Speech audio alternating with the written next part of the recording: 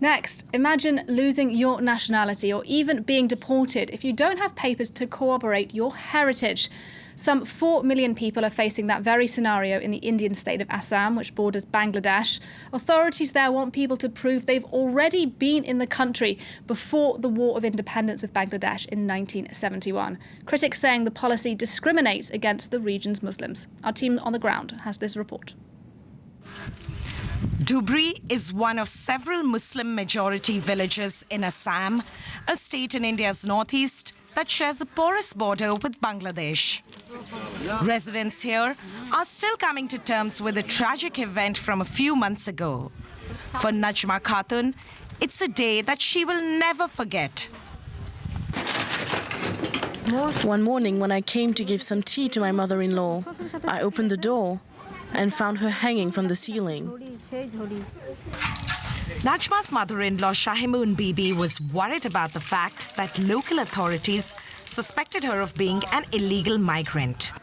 The family says Shahimun was born in India and had lived in Dhubri for over 3 decades. Her husband Khairul Alam vowed to fight a complex legal battle to prove that she was an Indian citizen. I worked hard to earn money so that I could fight in the courts. After I spent over 800 euros with no result, I ran out of money. I had no choice but to stop the legal battle. My wife was afraid that she would be told to leave the country. She would often say that she would rather drown in the river or hang herself.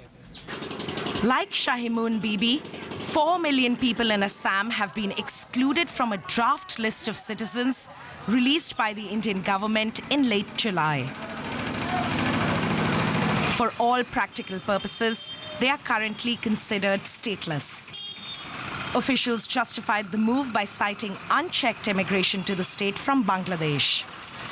With millions of lives hanging in the balance, India's Supreme Court directed the government to allow those excluded from the list to prove their citizenship by the end of November. For local farmer Mohammed Rahman, there is a lot at stake. I was born here, like my father and my grandfather. There are 13 people in my family, and yet 7 of us have been left off the list. I have been trying to figure out how to appeal this decision. As the November deadline gets closer, Mohammed's fate hangs on this carefully preserved stack of documents.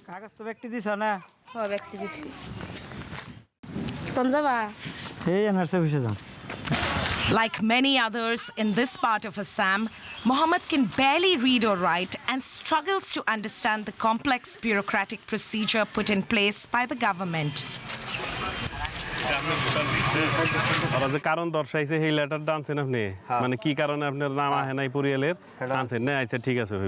Social worker Emirul has been helping residents to build their case. He's worried about what will happen to them if they can't prove their citizenship. They're scared that they will be put in detention or will be deported to Bangladesh. Already, thousands of people are being held in 6 detention centers across Assam. And many more are trying to avoid the same fate by appealing the decision at government-run assistance centers like this one. I'm very afraid. That's why I came to submit the documents for a second time. Let's see what happens now. For now, all Mohammed can do is present his papers to the local state officials and hope everything is in order. In a few months, the courts will decide what the future holds for him. Critics blame the Narendra Modi-led Bharatiya Janata Party of deliberately leaving Muslim residents off the list. I feel like this is the influence of the BJP government.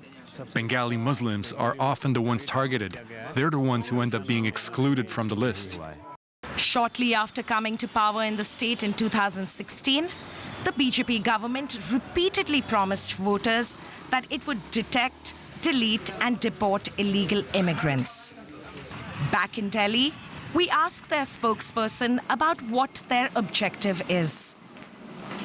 This is not about Hindus or Muslims. This is not about the Bangladesh state and the Indian state. This is only about the illegal immigrants. We do not want jihadi elements to come into our country. The Indian government recently assured Bangladesh that there will be no deportations as a result of this list. But there is no clarity on what will happen to those who cannot prove their identity.